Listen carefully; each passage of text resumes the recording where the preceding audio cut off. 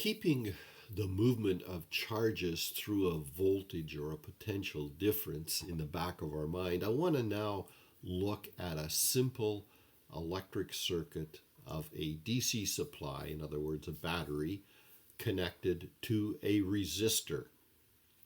And I want to have a look at what happens to the movement of charges through that resistor. Now, I'm going to take a close-up view of the inside of that resistor. Now remember, we're moving into the subatomic level, so things are extremely small, a lot smaller than what I'm depicting in my diagram, but I think you'll get the idea and make the extrapolation to the subatomic level.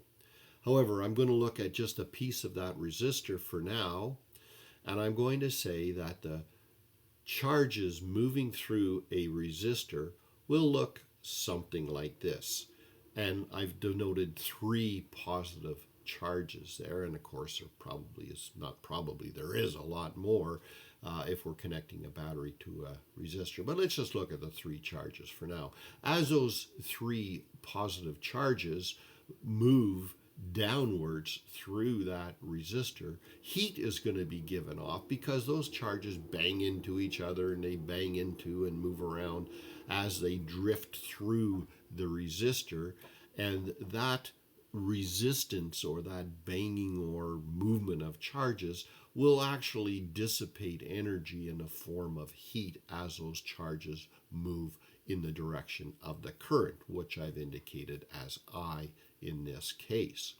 Now, let's jump over to exactly what's happening, because a battery doesn't push positive charges. It could if there were positive charges available, but connecting a pure battery to an electric circuit, only thing that's going to be moving is electrons, almost the same as positive charges, and only in this case they are going to move from the bottom up.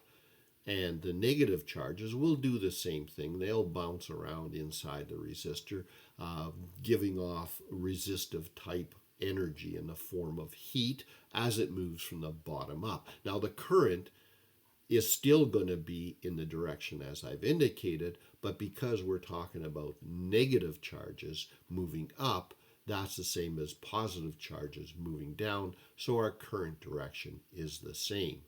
Now, we've only indicated 3 charges here, but in actual fact, there's probably more to replace those 3. As those 3 move on, there's more coming up. And in fact, there's more than just 3 charges. There's an abundance of charges, and they are all drifting up through that resistor as indicated here, all of them giving off heat as they move up.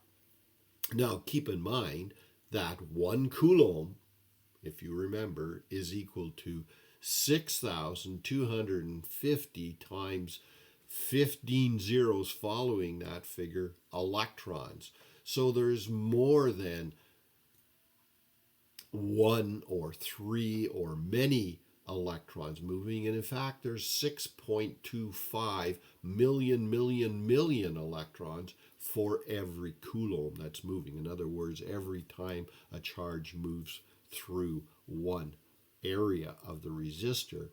And if we looked at half a coulomb, which is the amount of resistance or the actual number of charges that's moving through a 60-watt light bulb.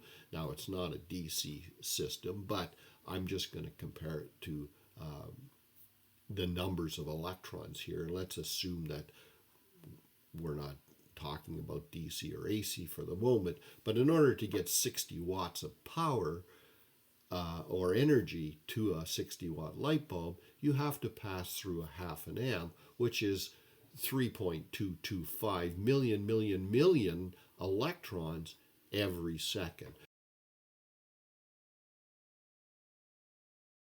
Stay tuned to this site, as I'll be diving into more information on electrical installations. In the meantime, take advantage of the availability of my 50-page electrical power crib sheets, if you haven't already downloaded them.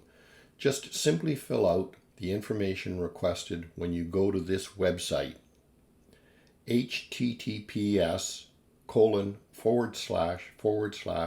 lowercase bit.ly/47 uppercase Y uppercase B 3 lowercase v and lowercase h.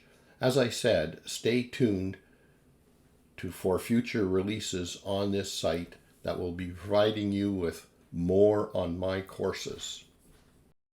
You can also directly access my StanStore courses at this website, https:// stan.store/uppercase G uppercase V and uppercase B.